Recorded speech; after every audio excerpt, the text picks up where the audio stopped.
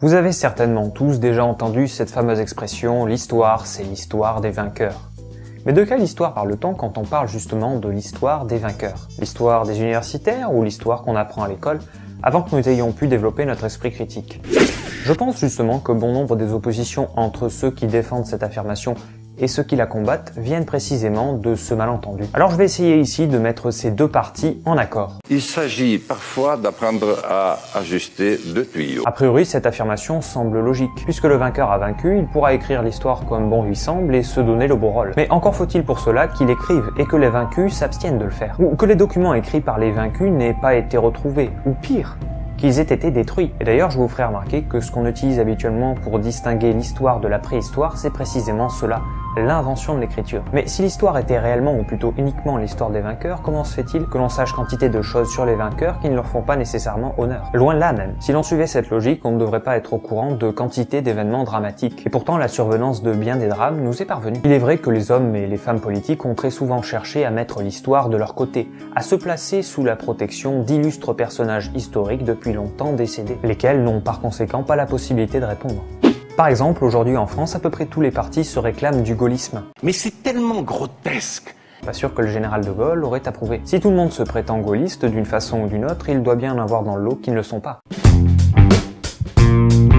Alors effectivement, l'histoire a été instrumentalisée, mais finalement, dans notre société, qu'est-ce qui n'a jamais été instrumentalisé? La science, l'histoire, la religion, la souffrance, les morts, à peu près tout a déjà été instrumentalisé à des fins politiques. Et comme je le dis toujours, ce n'est pas parce qu'on ne sait pas tout qu'on ne sait rien. Ça n'a strictement aucun sens. Mais si ça a du sens, ça veut dire que même si on ne sait pas tout sur certains événements ou personnages historiques, on en sait quand même un certain nombre de choses. Je vais vous dire à quoi sert ce genre de formule qui prétend débusquer une vérité générale. Le plus souvent, elle est là pour justifier notre ignorance de l'histoire. Et oui, puisque tout a été manipulé, tout est faux, et donc à quoi bon se donner la peine d'apprendre l'histoire? Elle s'inscrit dans un contexte où l'autorité et la légitimité de l'histoire et de la science en général est remise en question. Et oui, il y a supposément une histoire officielle et une histoire officieuse, c'est-à-dire une histoire qui nous serait cachée. Mais c'est tellement grotesque! Le youtubeur Estony a justement fait une série de vidéos sur le thème de l'histoire officielle au sein de laquelle il distingue 4 types d'histoires. L'histoire médiatique, ou plutôt l'histoire propagée dans les médias, l'histoire des hommes politiques, l'histoire qu'on apprend à l'école, et puis l'histoire des chercheurs universitaires. Dire que l'histoire est uniquement écrite par les vainqueurs, c'est le prétexte à tous les relativismes et au fameux « tout se vaut », puisque finalement l'histoire est manipulée, ce que j'affirme sans preuve vaut autant que la parole d'un historien sérieux qui a longtemps et bien travaillé un sujet. Seulement, il demeure quand même qu'il y a bien des choses qui se sont passées, que l'histoire a eu lieu, que les pyramides, les châteaux, les cathédrales et bien d'autres monuments ont été construits par une civilisation sur laquelle il est normalement possible de nous apprendre des choses. Et c'est justement là le métier des historiens. L'archéologie est la recherche des faits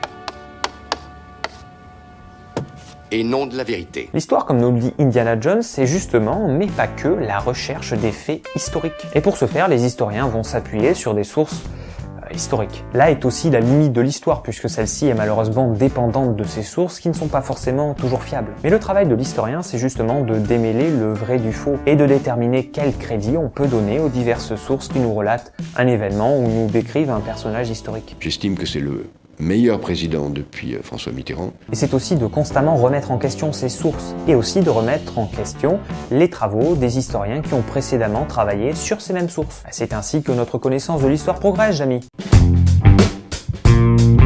Alors oui, très souvent, il est vrai bien sûr que le monde est façonné par les vainqueurs et que ceci est gagné sur le plan religieux, culturel, économique ou militaire, un petit peu comme dans Civilisation. Mais l'histoire, elle, non, elle n'est pas écrite par les vainqueurs. Elle est écrite par les historiens en fonction des sources qu'ils trouvent et des hypothèses qu'ils vont pouvoir élaborer sur la base de ces sources. Sources à l'égard desquelles, je vous le rappelle, les historiens doivent conserver un regard critique, surtout si c'est une source où le vainqueur parle du vaincu et peut avoir tendance justement à embellir son rôle et essayer de faire passer le vaincu pour un barbare. Alors c'est sûr que si aucune source ne parle du vaincu, eh bien l'historien ne peut pas en avoir connaissance. Et c'est alors pas la faute de l'historien qui manipule l'histoire, mais c'est tout simplement parce que celui-ci n'a pas de source. Il ne peut alors rien dire sur le vaincu, il ne peut que spéculer finalement.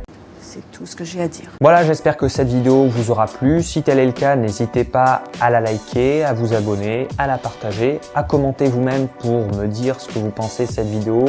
Peut-être vous-même également ce que vous pensez de ce fameux sujet, de cette fameuse affirmation, l'histoire des vainqueurs, l'histoire c'est l'histoire des vainqueurs, ou l'histoire est écrite par les vainqueurs, c'est un peu la même chose, voilà. Dites-moi ce que vous en pensez, ça m'intéresse, mais argumentez s'il vous plaît. Sur ce, je vous dis à très vite dans une prochaine vidéo, et en attendant, bien sûr les amis, comme d'habitude, portez-vous bien. Bye bye. Merci. C'est pas fini.